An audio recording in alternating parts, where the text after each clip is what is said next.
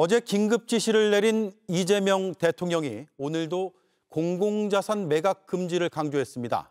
윤석열 정부에서 헐값에 팔린 게 많다는 지적 때문입니다. 통계를 보면 감정가보다 낮게 팔린 건 윤석열 정부 이전에는 5%도 되지 않습니다. 그런데 지난해엔 60%까지 늘었습니다. 정인아 기자가 취재했습니다.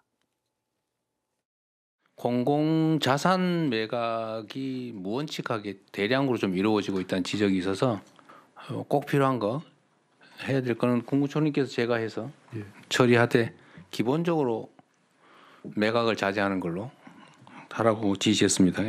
이런 긴급 지시가 나온 이유, 지나치게 낮은 가격에 공공자산이 팔리고 있다는 지적 때문입니다.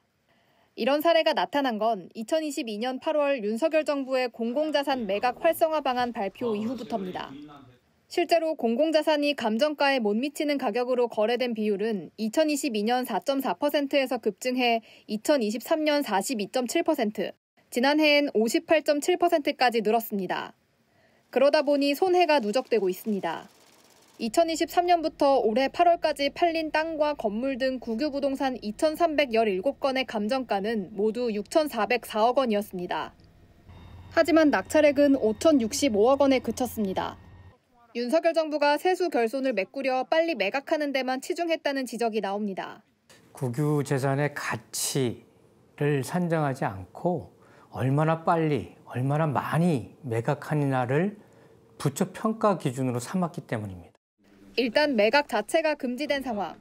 조만간 정부가 공공자산 매각 제도 개선안도 마련할 걸로 보입니다. JTBC 정인아입니다. 네, 이처럼 낮은 가격에 매각된 국유재산 중 두 곳을 저희가 현장 취재했습니다. 경호처가 쓰던 부지는 감정평가액의 64% 가격에 넘어갔고 황장엽전 비서에 안 가도 낙찰가가 감정가의 65% 수준이었습니다. 정아람 기자가 취재했습니다. 서울 반포동의 한 부지입니다.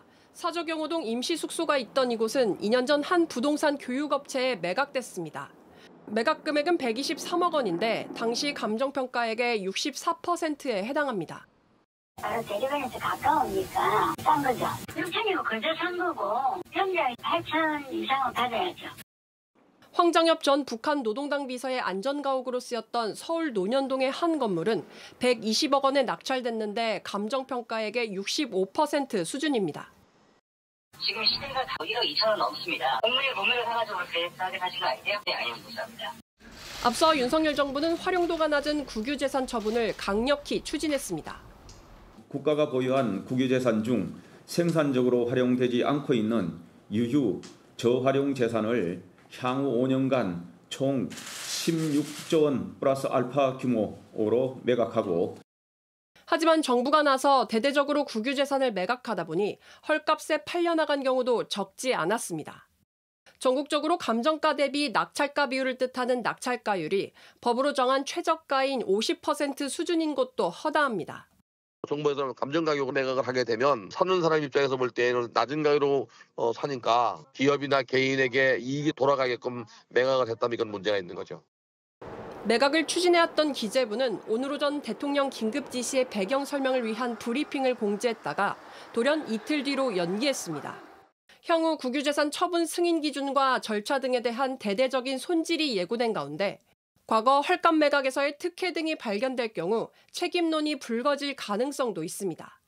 JTBC 정아람입니다.